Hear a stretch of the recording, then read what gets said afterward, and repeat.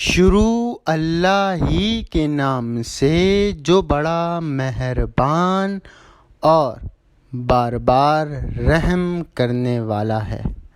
لاکھوں کروڑوں درود نبی کریم صلی اللہ علیہ وسلم اور ان کی آل پر۔ کیا زمین واقعی میں ساکن ہے یا چکر کاٹ رہی ہے سورج کے گرد، یعنی روٹیٹ کرتی ہے سورج کے گرد؟ دنیا کے دو حلقوں میں یہ بحث ہے۔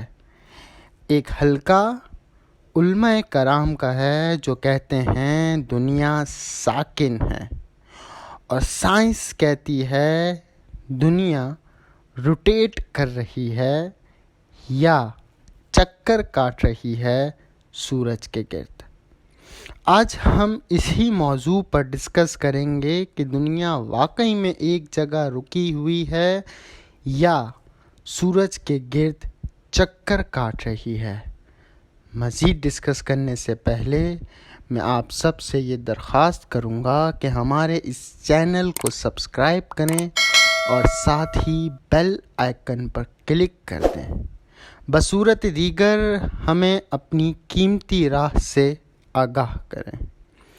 علماء کرام کی بڑی تعداد بار بار یہی کہتی ہے کہ دنیا ساکن ہے، اور ان میں سے کچھ کو آپ خود ملاحظہ فرمائیں۔ سائنس کہتی ہے زمین سورج کے گرد گھومتی ہے، اعلیٰ حضرت کہتے ہیں زمین ٹھہری ہوئی ہے۔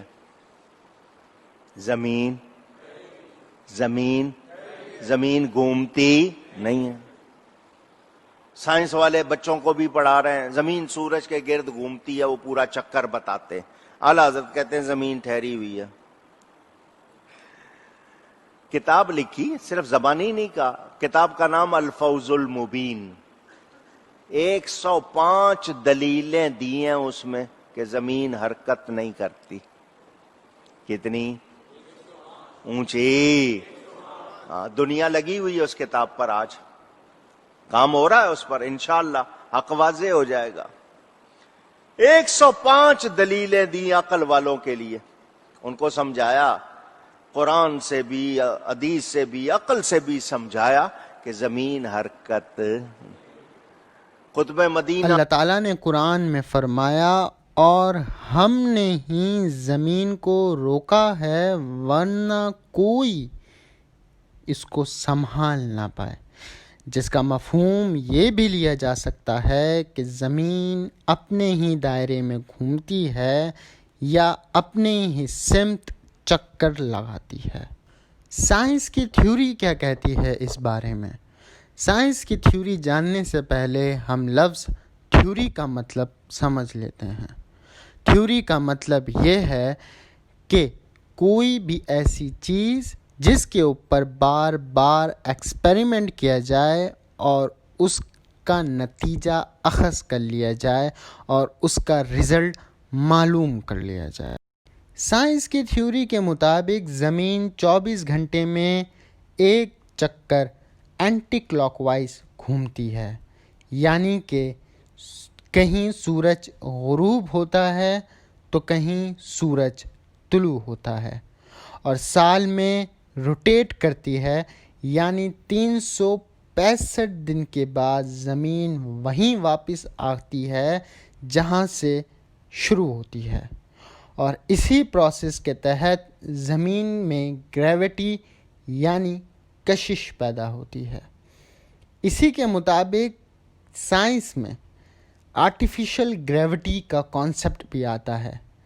اگر کسی کو مصنوعی کشش یا آرٹیفیشل گریوٹی پیدا کرنی ہو تو وہ کسی بھی چیز کو اینٹی کلاک وائز روٹیٹ کر کے آرٹیفیشل گریوٹی کو پروڈیوس کر سکتا ہے۔